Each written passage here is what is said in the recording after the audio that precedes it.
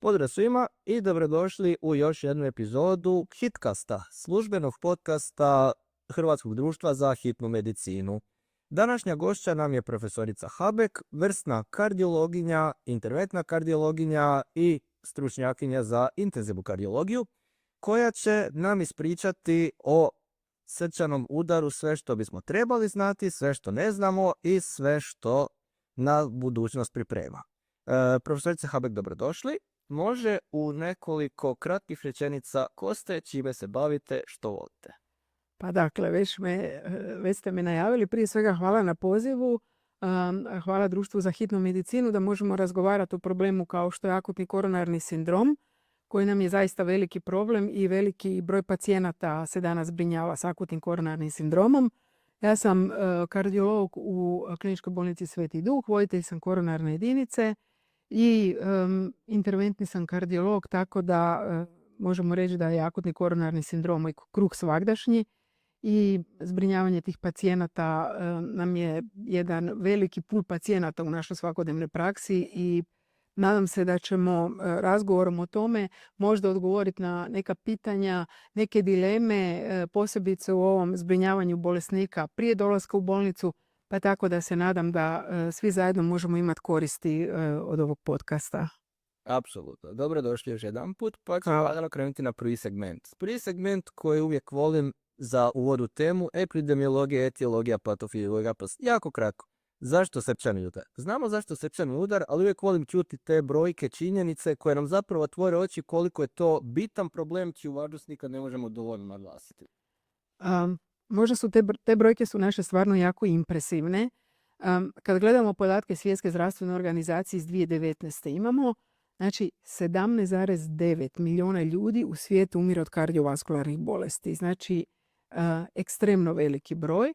Od toga 75% pada na srčani udar i moždani udar, a to je u ukupnom mortalitetu negdje oko 32%. Dakle, jako veliki broj ljudi oboljeva od akutnog koronarnog, odnosno od infarkta miokarda ili kardiovaskularnih bolesti.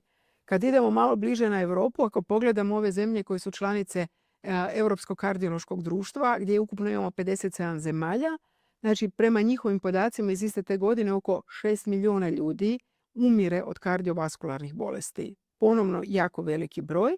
Iz iste godine za Republiku Hrvatsku znamo da od kardiovaskularnih bolesti umrlo 22.000, to u ukupnom mortalitetu je 42% i po tome Hrvatska i dalje je vodeći uzrok smrtnosti u Hrvatskoj su kardiovaskularne bolesti. Kad pogledamo neke jako razvijene zemlje Europe ili Zapada, njihov smrtnost od njihov kardiovaskularni mortalitet je pao i kod tih zemalja sad prvi i vodeći uzrok smrtnosti su maligne bolesti, odnosno onkološki bolesnici. Tako da svakako naš cilj bi trebao biti da nam kardiovaskularna smrtnost padne na drugo mjesto i da sigurno ne bi trebale biti vodeće bolesti od kojih ljudi umiru u našoj zemlji. To je cilj. Apsolutno. A što se tiče tog smanjenja, jako često pričamo o ranom prepoznavanju, ranom liječenju, jako je naglasak na tom ranom. Postoji li u kardiologiji neka varijanta zlatnog sata o kojem toliko pričamo kod traume, zadnji podcast je bio o politraumi, i koliko traje u kardiologiji taj zlatni sat kod akutnog koronarnog sindroma i zašto nam je toliko bitna ta rana intervencija? Znači, pitali ste me prvo o etiologiji. Znači, akutni koronarni sindrom podrazumijeva ruptura aterosklerotskog plaka na koji se nadovezuje tromb. Taj tromb može djelomično ili potpuno okludirati krvnu žilu.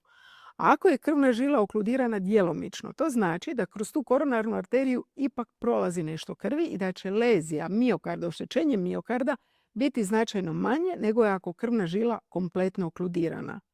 Ako imamo potpuno okludiranu krvnu žilu, tada nam je to uglavnom elevacijski infarkt miokarda kojeg ćemo prepoznati na EKG-u i kod takvih bolesnika se mora upaliti alarm jer znamo da nemamo apsolutno nikakvog protoka krvi kroz miokard i da taj miokard propada svaku minutu sve više, da možemo očekivati ružne poremećaje srčanog ritma, mehaničke komplikacije, razvoj kardiogenog šoka, kasniju ishemijsku kardiomiopatiju ako ne reagiramo na vrijeme i ako što brže ne dođe do otvaranja te krvne žile. Kad govorimo o onome što je cilj europskih kardioloških smjernica je da kad imamo prvi kontakt pacijenta sa zdravstvenom ustanovom, bez obzira da li pozove hitnu medicinsku pomoć ili dođe u zdravstvenu ustanovu sam, što bi trebalo preporučiti da ako pacijent ima bolove u prsima, ne ulaziti u auto, ne voziti sam, uvijek se bojimo ventrikularne fibrilacije, gubitka svijesti i onda još može unesrećiti drugu osobu. Znači mora čovjek biti svjestan te boli u prsima da ne treba ulaziti u auto i ne voziti sam. Znači cilj je da kad prvi puta kontaktira osoba zdravstvenu pomoć, odnosno hitnu medicinsku pomoć, do otvaranja krvne žile, mi to zovemo kad žicom prođemo u tu krvnu žilu koja je okludirana, bi trebalo proći oko 60 minuta. To je cilj. To se sad možda čini da i nije tako neostvarivo, ali ovisi o tome gdje je pacijent, kakva je gužva, kakav je promet, kojom brzinom može doći i gdje se pacijent realno nalazi. Ako pacijent ne živi u blizini centra koji može provesti perkutarnu koronarnu intervenciju ili će biti prvo dovežen u neku bolnicu koja nema mogućnost provedbe perkutarne koronarne intervencije, onda nam je cilj da takav pacijent dođe do žice, znači da sa žicom prođemo žilu, time smatramo da će žila biti vrlo brzo otvorena ili već se žila otvori kod prolaska žice. Znači, tu je cilj 90 minuta. To znači, ako pacijent dođe u neku bolnicu, Požega, Karlovac, koja ne može raditi odmah perkutarnu koronarnu intervenciju, brzina s kojom pacijent uđe i izađe iz te ustanove morala bi biti unutar 30 minuta. Sve u cilju da se prevenira gubitak da se prevenira gubitak tog dragocjenog vremena, odnosno da se smanji nekroza miokarda.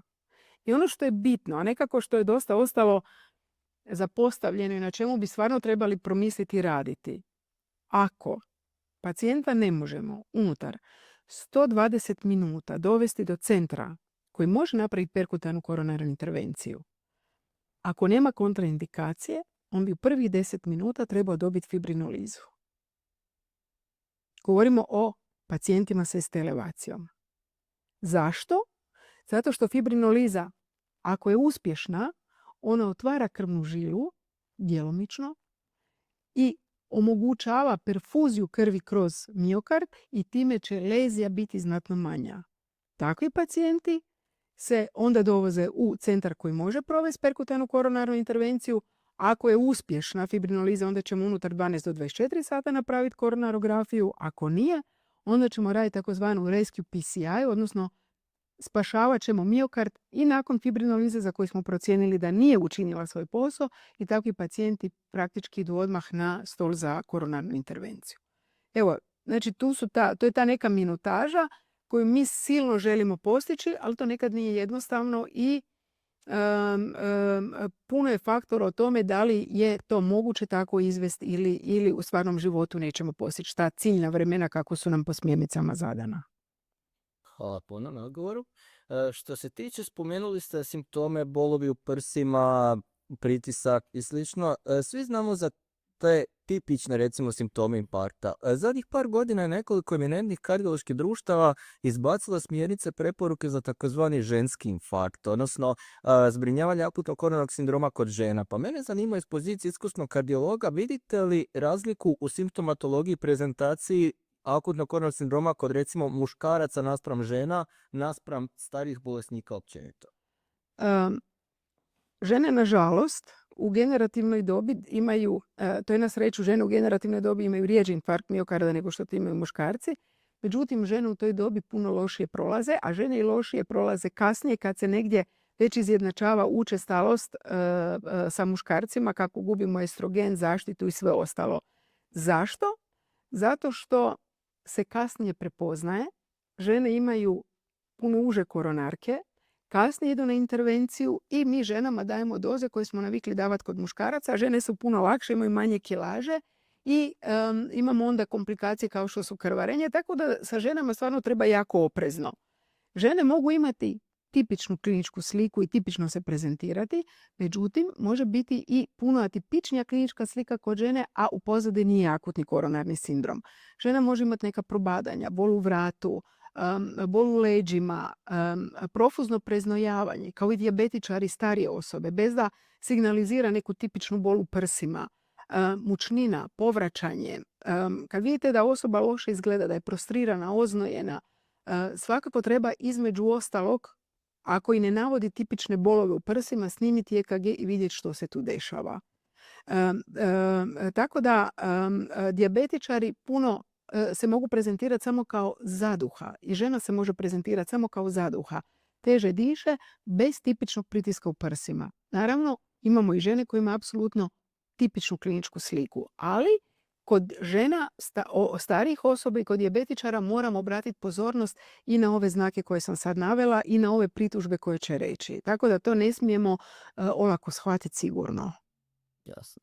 Prebacimo se malo na teren. Recimo da smo u terenskoj izvanbolničkoj hitnoj i da zbrinjavamo bolesnika koji ima tipičnu kliničku sliku korenovnog sindroma, imaju pridružene promjene u EKG-u i sada dolazimo do inicijalnog zbrinjavanja. Koliko od one koje su nas učili kroz medicinski fakultet, dakle morfij, kisik, nitrat i aspirin, je danas u 2025. ostalo i koja je preporučena inicijalna terapija za takve bolesnike u transportu? Samo rado ću odgovoriti na ovo pitanje, ali sad kad smo na terenu, ima zgodna skraćenica o AKS, akutni koronarni sindrom. A je abnormalni EKG.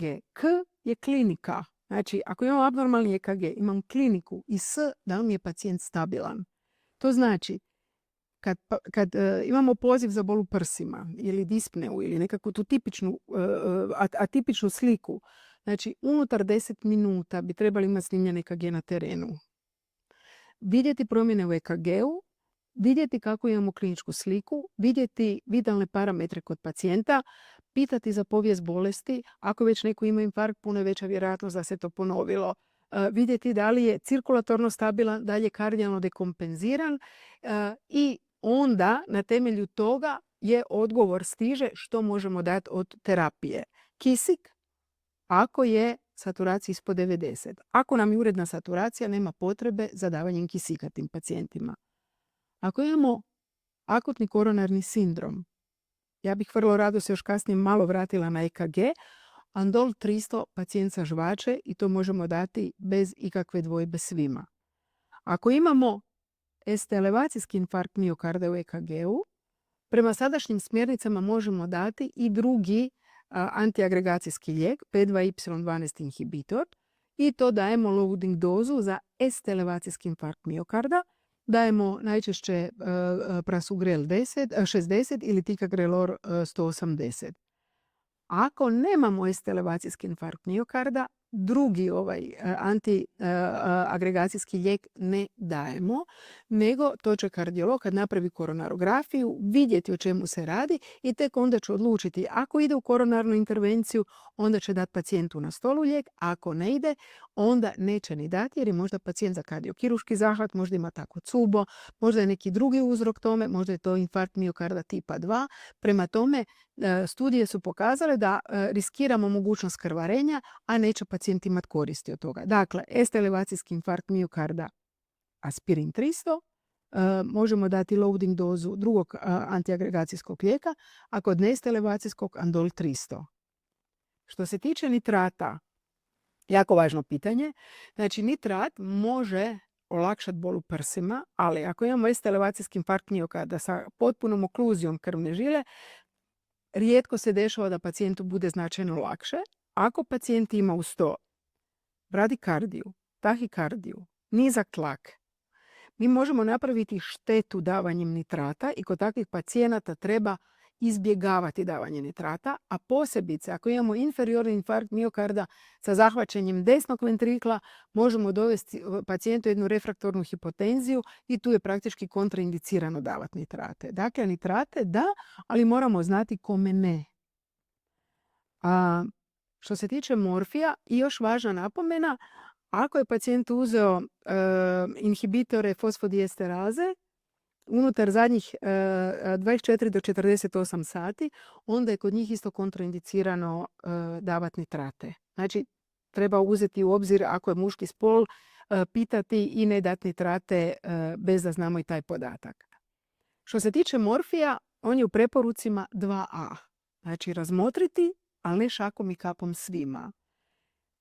Smatramo da je prednost davanja morfijske terapije što smanjuje potrošnju kisika, radi analgeziju, pacijentu je lakše, međutim s druge strane izaziva mučninu, nakon povraćanje, treba dati onda antiemetik i može smanjiti resorpciju ovih P2Y12 što smo dali, što nam je jako važno jer djeluje na ugrušak, a s druge strane može smanjiti njihov učinak. Pa onda se pitamo koliko nam je taj morfij bitan. Zaista kad su pacijenti ekstremno žale na bol i kad je to nepodnošljivo, morfij da, ali razmotriti ne šakom i kapom svima. Evo to bi bila neka moja preporuka za inicijalnu terapiju na terenu. Naravno, 2 venska puta, zbrinjavanje pacijenta s akutnim koronarnim sindromom započinje kod prvog kontakta. Liječnici sa hitnom medicinskom pomoći su nam ekstremno važni u pravilnom zbrinjavanju i transportu bolesnika, monitoring cijelo vrijeme, praćenje tlaka, praćenje saturacije, liječenje malignih poremećaja srčanog ritma putem i to je onda tako zbrinut pacijent kad dođe. Još ako postoji mogućnost, što ovisi od terena do terena, da se telemedicinom alarmira PCI centar gdje se pacijent vodi, da se što više skrati to vrijeme čekanja onda pripravnog tima i tako dalje, onda smo napravili stvarno dobar posao. Hvala na odgovoru i vratimo se na EKG. Kako ste sami preporučili, jako bih htio čuti što imate da reći o EKG-u. Znači, problem akutnog koronarnog sindroma je dvostruk. Prvo, možemo imati tipičnu kliničku sliku i ne moramo imati ništa. Možemo imati tipične promjene u EKG-u i ne moramo imati ništa, a da imamo akutni koronarni sindrom. A sva ta kombinacija međusobno isprepletena i postoji. Ja bih uvijek rekla, anamneza nam je prva. Jer kad isključimo leziju miokarda, još uvijek se pitamo da možda ima nestabilnu anginu. Znači, anamneza nam je čudo koliko nam znači. Drugo, te promjene u EKG-u. Šta tražimo? Tražimo prvo da li, u kojem je ritmu. Prvo pogledamo jeste spojnicu i gledamo da li ima elevaciju. Ako imamo čovjeka mlađeg od 40 godina, u V2, V3 elevacija mora biti za 2,5 mm. Ako je stariji od 40 godina, značajna nam je elevacija u tim odvodima iznad 2 mm. Kod žena u tim odvodima iznad 1,5 mm, neovisno o njenoj dobi. U svim ostalim odvodima za više od 1 mm. To je nešto što nama govori u prilog stemiju, s time da promjene moraju biti u 2 ili više susjedna odvoda. Znači, susjedni odvodi znače da gledamo opskrbno područje iste arterije. Zato je bitno da imamo susjedna, znači barem u 2 susjedna odvoda ove promjene u EKG-u da bi mi mogli reći ok, imamo elevacijski infarkt miokarda. S druge strane, blok bilo lijeve, bilo blok desne grane, za koji ne znamo od ranije, nam je praktički ekvivalent elevacijskog infarkta miokarda. Ako nemamo te promjene, imamo još čitav spektar promjena koji nam ukazuju na to da se nešto dešava. Znamo imati perakutni T-val. To je visoki šatorasti T-val u prekordijalnim odvodima, koji nam govori da će se vjerojatno desiti elevacija. To može biti ona prva fina promjena koja nam može govoriti, najčešće se nalazi prekordijalno, o promjenama u proksimalnoj LAD. Možemo imati Valens koji nam također govori o promjenama u proksimalnoj LAD. To je plitko negativni T-val ili bifazični T-val V2, V3. Kod N-stemija gledamo da li imamo denivelaciju spojnice. Jako važno kod EKG je ako je hitna pomoć došla dok pacijent već nema bolove i snimite EKG u kojem ne vidite ništa posebno. Vozite ga u kolima hitne pomoći, on kaže sad me opet tiska. Snimite EKG ponovno. I ta dinamika u EKG-u koju ćemo vidjeti u spojnici sa i bez bolovima nama će biti dijagnostička i puno će nam značiti. Denivelacija spojnice u prekordijalnim odvodima sa elevacijom u AVR-u obično nam govori da se radi promjenama u proksimalnom LAD-u ili o left mainu, od deblu lijeve koronarne arterije. blok desne grane sa prednjim lijevim hemiblokom nam može isto tako govoriti o tome da se negdje ipak nalazi okluzija, da to nije samo na stemi, nego da imamo i okluziju koja nije postigla kriterije za elevacijski infarkt miokarda. Znači, sve te fine promjene treba proučiti, pogledati i ako imamo bilo kakvo odstupanje od normalnog EKG-a, treba pacijenta shvatiti ozbiljno. Nekad je teško, nekad imamo hipertrofiju lijevog ventrikla, nekad pacijent već ima od ranije promjene, nekad je već prebolio infarkt, pa nikad nije ni pozitivizirao te valove, imamo zupce. Lijepo je vidjeti možda neki stariji EKG i uvijek ono što gledamo dinamiku EKG-u. To je ono što je nama ključno. I uredan EKG ne isključuje akutni koronarni sindrom, jer uvijek se može desiti okluzija cirkumfleksne arterije koja nekako je tako smiješna da ju EKG niti ne uhvati. Ako imate jake bolove u prsima, ako imate tipičnu kliničku sliku, ako ste isključili diferencijalno dijagnostički ostale uzroke takve jake boli u prsima, ostaje još uvijek da se ne pitate kakva mi je CX. Dalje ona okludirana ili je prohodna.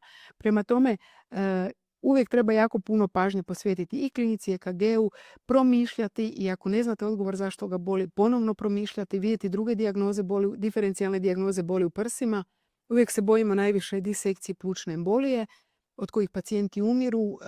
To trebamo isključiti i onda dalje razmisliti koja procedura za svakog pacijenta pojedinačno. Hvala puno na opsežnom odgovoru. Jako puno EKG-a, vidimo da je to jedna poprilično duboka rupa, duboku nar za izvući i izvučiti. Ajmo se malo prebaciti na bolničko okruženje, gdje ipak imamo malo više alata. I na laboratorije koje zapravo jako često vadimo, uzorkujemo. Imamo ovako par brzo poteznih pitanja, pa ću vas pitati za više markera, a vi mi recite da, ne, možda, Dobro. ne daj Bože. Da. Već se bojim. Pa u biti, recimo, evo, konkretno troponini. S većinom sad svi koristimo visokosenzitivni troponin I ili troponin T. Postoji negdje praksa da se bolesnike sa bolovima u prsima otpusti sa jednim negativnim troponinom ako je niska inicijalna sumnja na akutni koronarni sindrom. Koliko je to prema smjernicama, koliko je prema literaturi bili trebalo otpuštati ljude sa prvim negativnim troponinom? I od čemu to ovisi? Pa evo, smjernice spominju da ako je bol, znači ovisi o tome kad smo izvadili troponin od početka boli. Ako je njega bolilo, ne znam, mlad čovjek, bez čimbenika rizika, bol posve atipična, tipa nekakva probadanja, u EKG-u nemate ništa. I vi sad izvadite taj troponin 15 minuta nakon što je došao, bolilo ga je prije pola sata. Vi ga ne možete sa sigurnošću otpustiti, bez obzira što vam je niska vjerojatnost, jer je to prerano što taj troponin nije ni mogao povisiti. Ali ako je on imao tegobe najmanje prije 3 sata i više sa vrlo niskom vjerojatnošću i ako ste sigurni da vam to ne odgovara akutnom koronarnom sindromu, onda praktički smjernice kažu da u takvih slučajevima možemo otpustiti s jednim troponinom. Ali u kliničkoj praksi obično ponovimo još taj jedan troponin, da smo sigurni da to možemo isključiti, s time da uvijek naglašavam da nam je ključ EKG i klinička slika, jer negativni troponini ne isključuju akutni koronarni sindrom koji se zove nestabilna angina, koji isto tako ne smijemo propustiti, ne smijemo otpustiti kući, jer ti pacijenti imaju isto tako rupturu aterosklerotskog plakana koji je tromb, koji nije zatvorio krvnu žilu, nemamo nekroze, a pod velikim je rizikom. Znači, klinička slika, EKG, promišljanje i onda nam je tek troponin dolazi kasnije. Imat ćemo često troponine povišene kod pacijenata koji nemaju akutni koronarni sindrom, nije EKG ni kliničku sliku, tako da je to nekad vrlo teško razlikovati i odlučiti se zašto je troponin povišen i nažalost imamo jako puno stanja koji nisu akutni koronarni sindrom, a imamo visok troponin. I to je razlog da se mi družimo u našim hitnim službama, je li tako? Apsolutno. Koja je po vama pozitivna dinamika troponina? Recimo, porast za koliko posto od početne vrijednosti vi smatrate ovo je akutni porast, ovo je pozitivna dinamika, tu se nešto... Nema broja. Znači, ne možemo to reći. Ne. I opet se vraćamo na nestabilnu anginu. Znači, nema tog broja.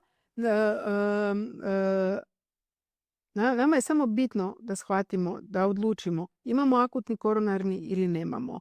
Ako nemamo, nije bitan broj, znači nekog ćemo otpustiti, pacijent koji se nalazi na kroničnoj dijalizi, koji je došao iz nekog sasvim drugog razloga, koji nema bolove u prsima, došao, ne znam, zbog tog što ima proljev, kliknuli smo i troponin, troponin je 1500, naravno da to nećemo ponavljati, da pacijent nema akutno koronarno zbivanje i da taj troponin je povišen. A nekom mladoj osobi koja imamo tipičnu kliničku sliku promjene u EKG-u, inicijalni troponin 120 će meni već znači da se nešto dešava na koronarkama jer on nema nijedan razlog da ima povišen troponin. Prema tome nije apsolutna vrijednost troponina bitna nego procjena pacijenta i odluka o tome da li imamo ili nemamo akutno koronarno zbivanje. Ima smisla. Da. Jako smisla. CKMB, bolna točka. Ima li smisla uopće u 2025. određivati za akutni koronarni u jednom kontekstu? Pa mislim da niko od nas kardiologa ne traži CKMB i praktički je nekako izgubio na smislu zahvaljujući ovom high sensitive troponinu. Eventualno kad razmišljamo da li, kad je pacijent došao i govori sad, ne znam, imao je bolove prvo prije 3 dana jako u prsima, pa ga onda bolilo još i jučer, pa ga bolilo i danas ga je malo jače, pa je došao i sad imamo konfiguraciju nalaza i već imamo sve nalaze visoko, i CKA, i STALT, LDH, imamo troponin i u tom settingu kad želimo procijeniti da li je to nekakvo subakutno zbivanje ili je to ongoing angina koja se dešava sada, možda još pogledamo CKMB, ali praktički nam nije bitan nikakvom kliničkom prosuđivanju više. Ja mislim da troponin je napravio stvarnu revoluciju što se tog dijela tiče. Za nas dobru. I jedna nelaboratorijska, ali sve šire na sreću dostupna metoda, point of care ultrazvuk. Ima li point of care ultrazvuk ikakvu ulogu kod recimo bolesnika koji su tako rubni slučajevi, imaju simptome, nemaju EKG ili imaju EKG, nemaju simptome? U svakom slučaju bolesnika kod kojih nismo sigurni u kojem smjeru idemo, gdje biste vi rekli da leži uloga point of care ultrazvuka srca kod njih? Ima li? Pa ja mislim da praktički svaki pacijent koji je primljen pod sumnjom na akutno koronarno zbivanje, a često i u hitnoj službi kad nas pozovete da odlučimo da li je za prijem ili nije, praktički prva stvar koju ćemo napraviti ćemo uzeti sondu i pogledat ćemo ultrazvukom. Ono što nas zanima nas kako izgleda lijevi ventrikl, kako izgleda dinamika, kako izgleda kinetika tog miokarda, da li negdje imamo ispad kontraktilnosti. Kod pacijenata koji su već imali infarkt miokarda vidjet ćemo gdje je ožiljak. Onda nam to pomaže i u razmišljanju kad uđemo u salu, gdje je culprit lezija, znači koja je lezija sad odgovorna da se desio novi infarkt, pa onda ako je nešto već staro, gdje imamo okludiranu krvnu žilu, gdje već imamo miokard stanjen, akinetičan, onda znamo da je to već određen infarkt, da nam to sad nije krucijalno. Tako da i u samoj procjeni da li je nešto akutno koronarno zbivanje, s druge strane diferencijalna dijagnostika takvog bolesnika, da li je nešto miokarditis, perikarditis, tako cubo kardiomiopatija, da li je nešto ishemijska kardiomiopatija, da li je možda neki drugi razlog, ne znam, prolaps mitralne valvule, pa nađemo nekad tešku mitralnu insuficijenciju, pa je to uzrok njegove zaduhe, a nije možda akutno koronarno zbivanje. Tako da praktički većina bolesnika kad se kardiolog spusti u hitnu, a i vi također možete pogledati ta jedna brzi fokus ultrazvuk prije svega na kinetiku lijevog ventrikla, na perikardni izljev, na da li ima ispada kontraktilnosti, dobijemo već jako puno odgovora. Spomenuli smo više navrata smjernice Europskog kardiološkog društva. Mene zanima kao iskusni kardiolog koji praktički svakodnevno radi sa bolesnicima s akutnim koronarnim sindromom, koliko vidite da se u našoj kliničkoj praksi izvan bolnički i bolnički držimo smjernica i koje su neke najčešće rupe koje bismo trebali pokriti i poduzeti korake da dođemo u korak s trenutnim preporukama, odnosno gdje najviše, da kažemo tako, zapinjamo i kako da idemo naprijed? Znači, mi moramo najviše raditi na toj uštedi vremena. Postoje nekoliko stvari koje mi se čini. To je da na terenu premalo dajemo fibrinolizu. Praktički rijetko pacijent dođe u ustanovu da je primio fibrinolitičku terapiju, bez obzira što je prošlo više od 120 minuta od prvog kontakta sa hitnom medicinskom pomoću ili sa zdravstvenom ustanovom. Drugo, naša PCR mreža je razvijena i praktički svaka regija Hrvatske ima centar koji to radi. Međutim, i dalje, zahvaljujući samom izgledu naše zemlje koja je ko potkova i gdje su neki neka mjesta udaljena, tipa otočja i slično, sam transport traje duže od tih 60 minuta, nije to moguće skratiti realno. Ali da onda se pokuša napraviti tako da se pacijent vozi direktno u PCI centar, da se ni ne zaustavlja u centru koji nema, ako je već hitna medicinska pomoć uzela pacijenta, ako se pacijent nije sam javio u bolnicu koja nema PCI, ako već hitna medicinska pomoć je prepoznala, detektirala, vidjela da se radi o ST elevacijskom infarktu miokarda, da ga direktno vozi u PCI centar, telemetrijom da se najavi i da onda tamo tim već čeka. Smjernice kažu da ako imamo ST elevacijski infarkt miokarda, da praktički uopće ne treba prolaziti pacijent u OHBP kroz hitnu službu, nego da direktno dolazi na stol. Još uvijek u većini bolnica tako ne funkcionira, ipak se jave u prijem i onda vi nazovete nas, pacijent stvarno brzo ide gore, ali to je opet nekakav mali delay. Evo još možda tih par međukoraka kad bi se maknulo, mislim da je to još realno što ja vidim da bi se moglo ubrzati to vrijeme dolaska pacijenta na stol. Evo jedno 2025. pitanje. Umjetna inteligencija, stalno slušamo o njoj. Dobro. Inteligencija ovo, umjetna inteligencija ono. Sad je nedavno porasla popularnost umjetne inteligencije za očitavanje EKG-a. Kao jako iskusni kardiolog, mislite li da ima potencijala da za nekih 10-15 godina umjetna inteligencija kao svakodnevni alat zapravo na neki način bude jednaka nama po vještinama očitavanja EKG-a i prepoznavanja tih suptilnih promjena koje nam ukazuju na akut zbivanje? Pa ja sam sasvim sigurna da umjetna inteligencija može jednako čitati EKG kao što ga vidim ja. Znači nema tu velike drame. Ili je negativan TEVAL ili nije, ili je denivelacija ili nije, ima ST elevaciju ili nema. Ali šta kad ga učitamo? Šta onda? Opet je na kliničaru.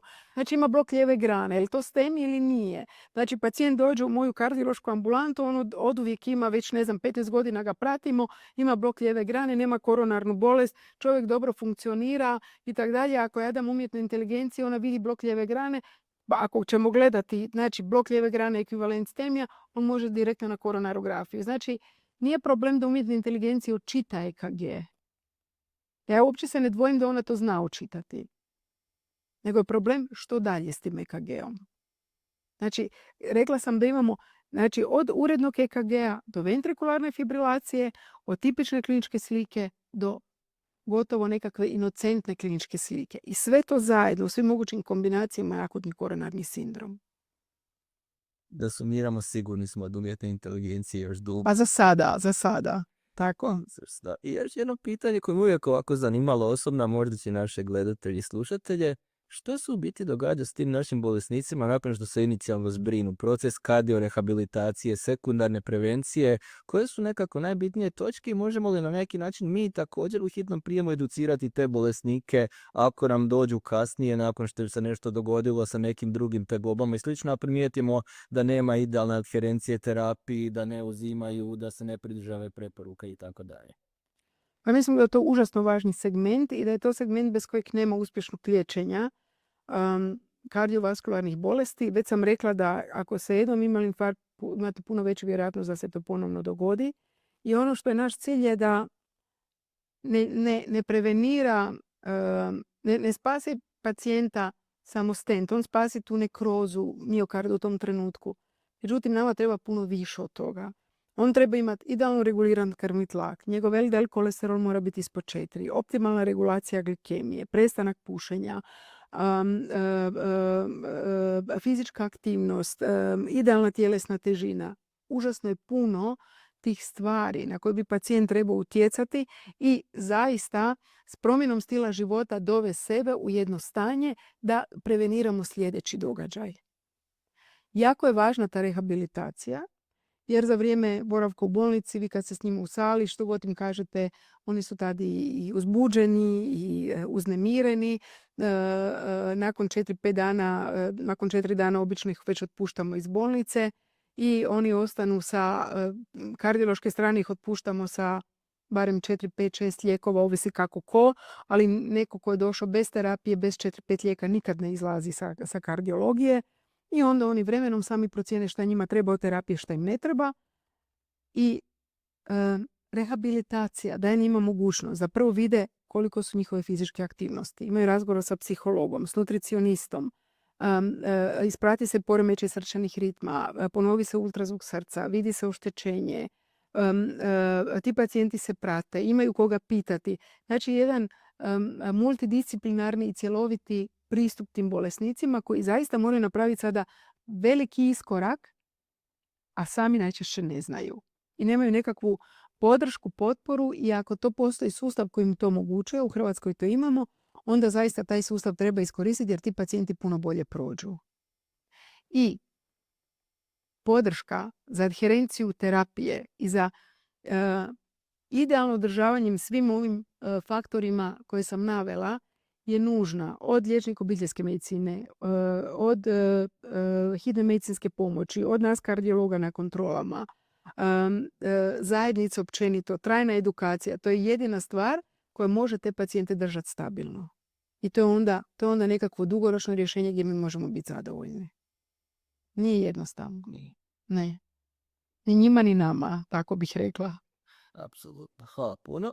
Mislim da smo sad jako fino zapravo zaokružili čitavo putovanje jednog bolesnika sa koronarnim sindromom od prvih simptoma preko izvanbolničkog transporta, bolničkog zbrinjavanja, pa evo na kraju same rehabilitacije i sekundarne prevencije.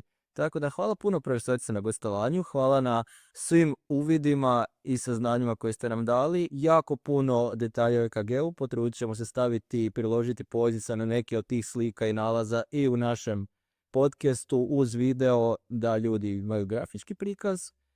Hvala i uredništvu StudMef na tehničkoj podršci i organizaciji, a mi se družimo u nekim drugim prilikama i kroz društvo i šire. Hvala puno. Hvala najljepša na pozivu.